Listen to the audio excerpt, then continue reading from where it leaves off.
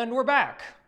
Back in the good old US of A after about, what was it, a month and a half in Italy? A little bit more than a month and a half. Close to 2 months in Italy. We were there for the spring pasta grammar tour and the weekend d'Assa. And while we were there, we of course tried a whole bunch of amazing food, but there was one dish in particular that really stood out. If you saw our last video from Genova, you might remember this one. It has become a slight obsession, I would say, between the two of us. What is that dish? This dish is the farinata. The farinata is, how you define farinata? Well, it looks kind of like a flatbread. Yes, made with chickpeas flour and water. Nothing too complicated, nothing too fancy, but absolutely 100% amazing. It's one of those foods where, you know, this is my first time trying it, and as soon as I ate it, I was like, I need this in my daily life. Now, the problem, of course, is that we don't live in Genova. So, we thought that now we're back, it's time to get our farinata on, and I asked Eva if she would show us how to make it, but also show us some other cool things that you can do with farinata other than just eating it by itself. Not that that isn't amazing. I was going to say, Trust me. that if you make just a simple farinata is not good, because But if you want to spice it up a little bit or make some different meals out of farinata, you can. But first, you definitely got to show how to make the normal farinata. to make the dough of our farinata, we need very easy and simple ingredients. Chickpeas flour, water, a little bit of olive oil and salt. Nothing more and nothing less. The ratio between the chickpeas flour and the water to make the farinata is a third of chickpeas flour and 3 parts of water. This time I'm going to use 200 grams of chickpeas flour plus 600 grams of water. Right now I'm just mixing the flour with the water, and the only things that you need to take care is try to avoid to make clumps. And it's very easy to have clumps with the chickpeas flour because it's very clumsy. You should add enough salt that the farinata tastes, so I do by eye. It's obvious that don't do a pinch of salt because it doesn't do anything. And last ingredient is a little bit of olive oil. And our farinata dough is done. The only thing that we need to do now is cover it and let it sit in the fridge for at least 4 hours. It's better if it's overnight. After 4 hours, our farinata will look like this. There is some foam. And what we need to do is, with a tool like that, but I don't know how do you call it in English? Slotted ladle, I guess I would call it. But by the way, with something like that, you need to scoop it out like this.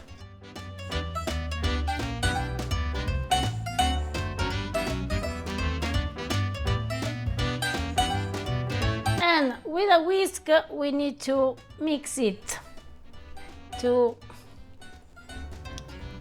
Remix it. premix it. Farinata in Genova is made in those big wood oven. Now, it's obvious that we don't have them at home, so what we need to do is to preheat our oven at least at 480 degrees Fahrenheit, 250 degrees Celsius, and it's very important that the oven is very hot, which means that you need to give it plenty of time to reheat. Preheat. Preheat, not reheat, preheat. Remixed, preheated. See, by the way, you understand.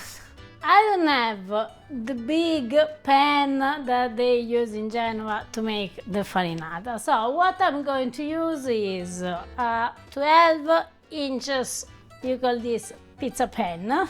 And it's very important to pour more than a little bit of olive oil. Now, farinata it's baked, it's not fried. But it's also real that it is fried. It's fry baked. this is what makes the farinata good. Be sure that all your pan is coated in oil. And then we need to transfer our liquid farinata in the pan.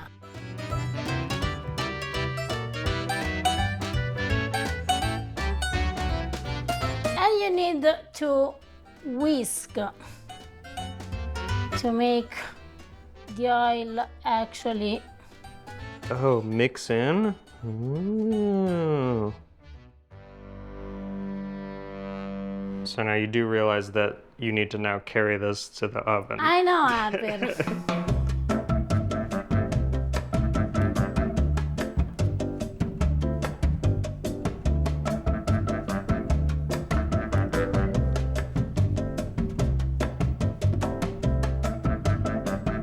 Now, I really suggest that if you don't have to do this for a YouTube channel, you pour the farinata into the pan very close to the oven.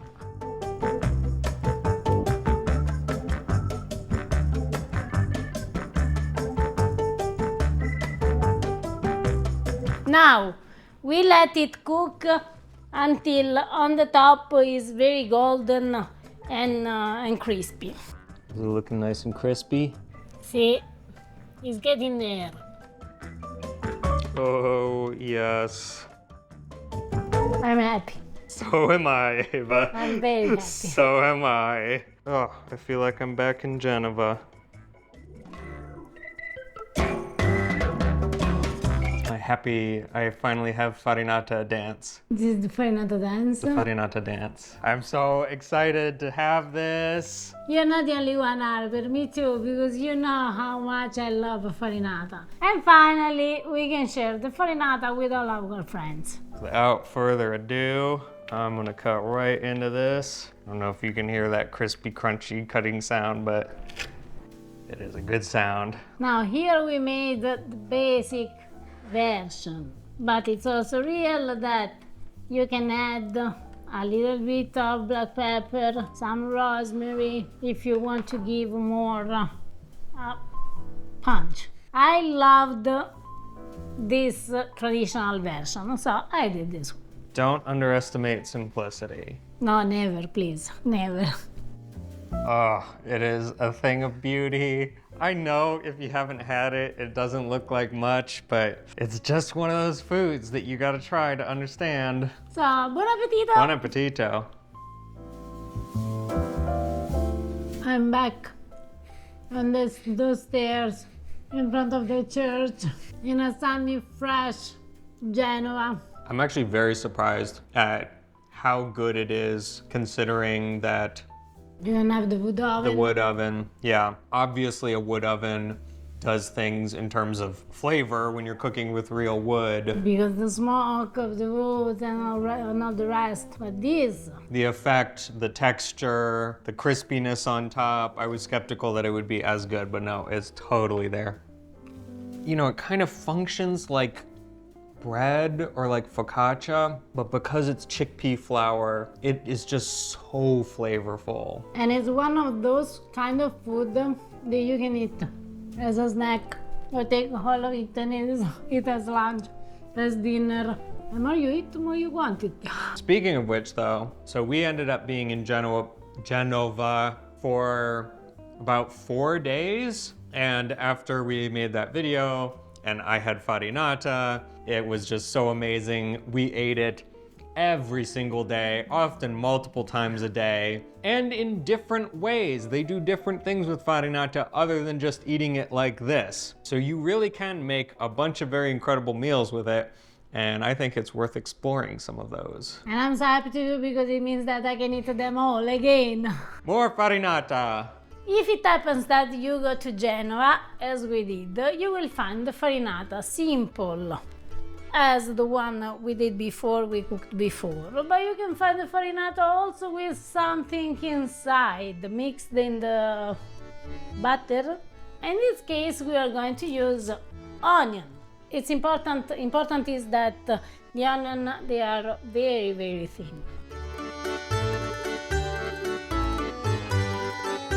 All I'm doing is cooking the onion with a little bit of olive oil, pepper, salt, a little bit of marjoram, until they are a little bit Soft, tender. tender. I spent too much time in Italy. If you don't have a round pizza pan like that, you can also use a cookie pan like this.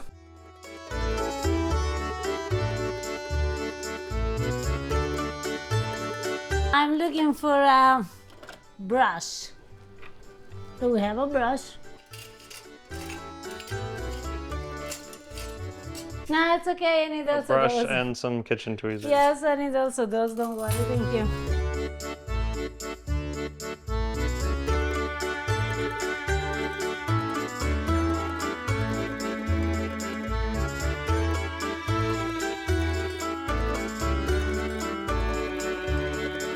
And now I'm going to place the onion in the farinata. I'm going to add some extra black pepper.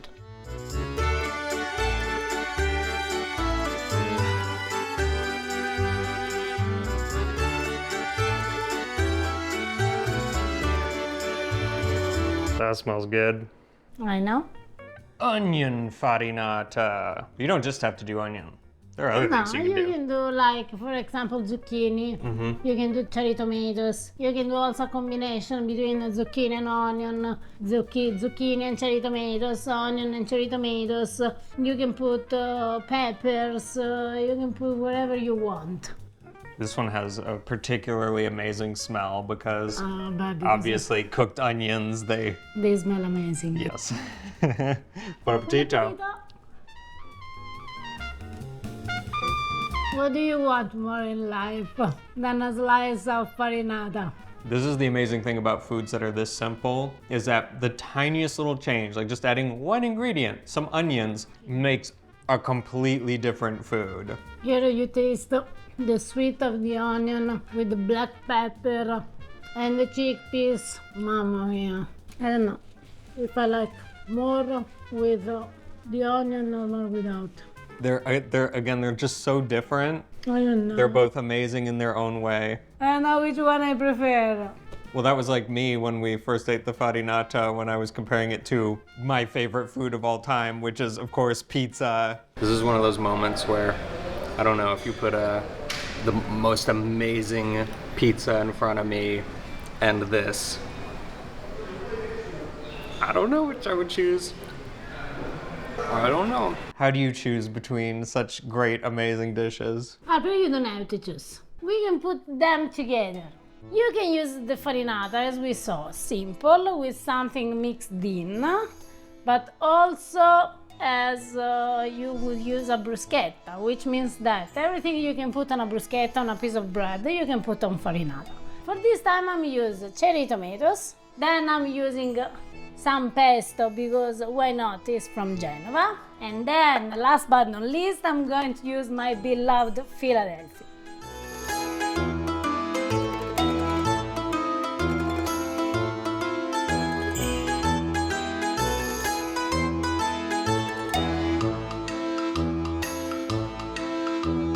What we need to do with our tomatoes is just to make them appassire a little bit. Now, how do you say in English appassire? Soften? But we don't really need to make a sauce.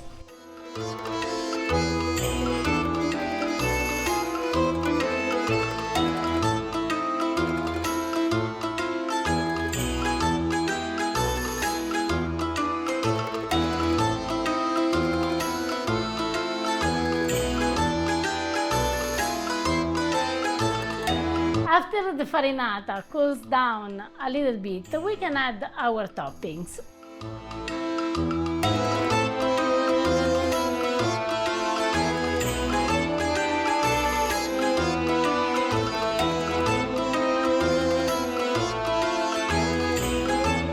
Oh my gosh.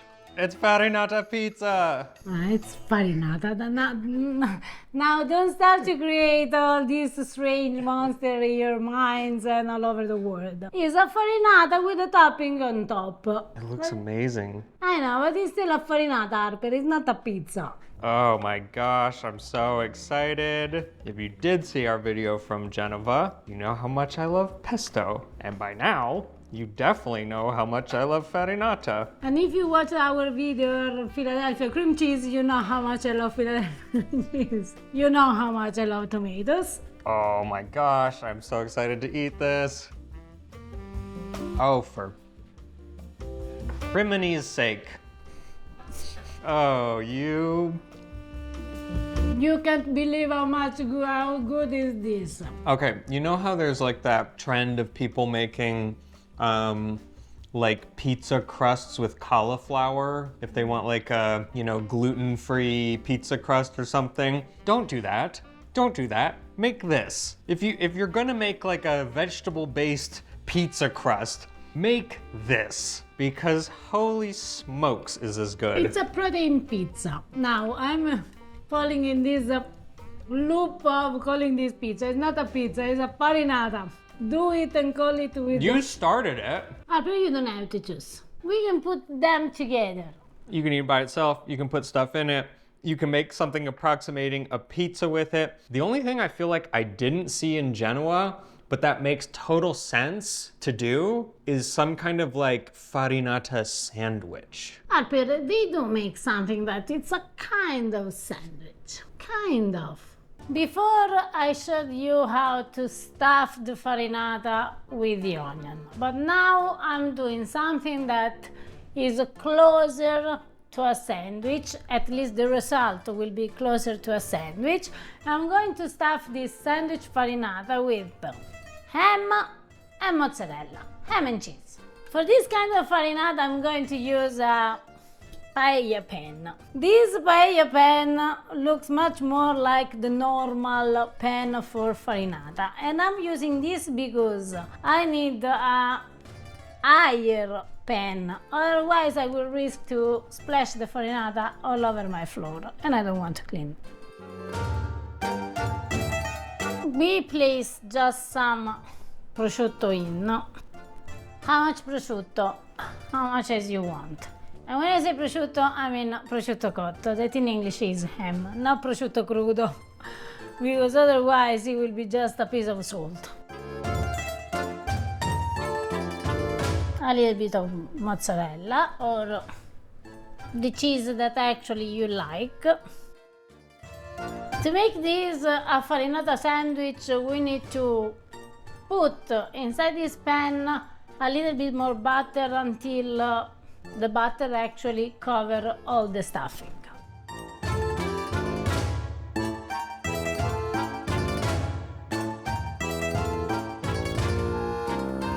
And now obviously I don't want to mix it all together, but I need a little bit of olive oil, so I'm going to drizzle just a little bit more, and we are ready to go in the oven.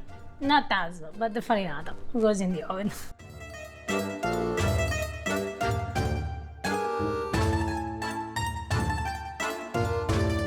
Oh Lord, that looks good. Stuffed cheesy farinata. The Harper is a dream comes true. Okay, all farinata, I would say, is definitely best consumed hot and fresh. You can eat it cold, but it's better warm. I would say this probably squarely falls in that category because you want to eat it while the cheese is melted.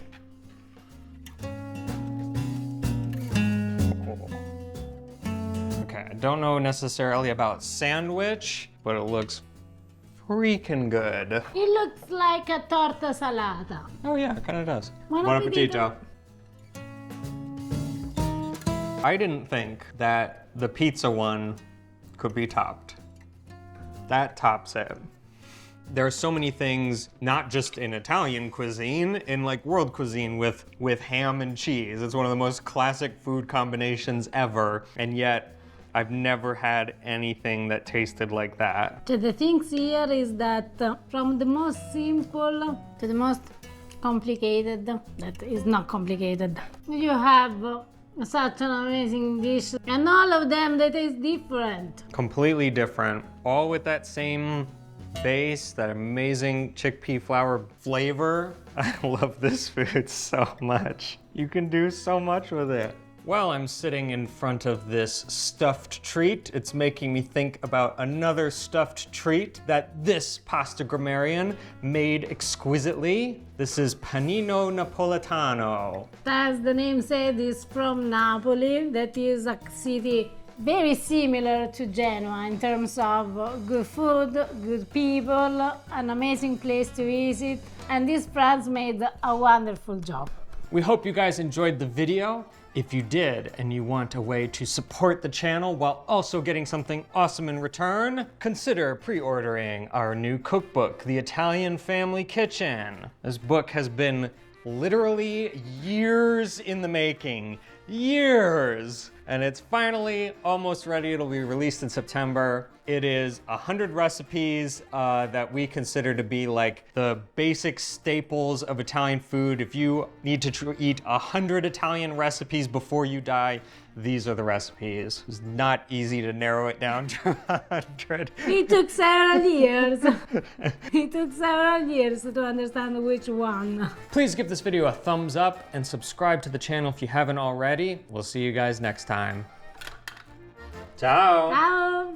This amount of leftover farinata batter is entirely intentional because we plan on eating plenty of it.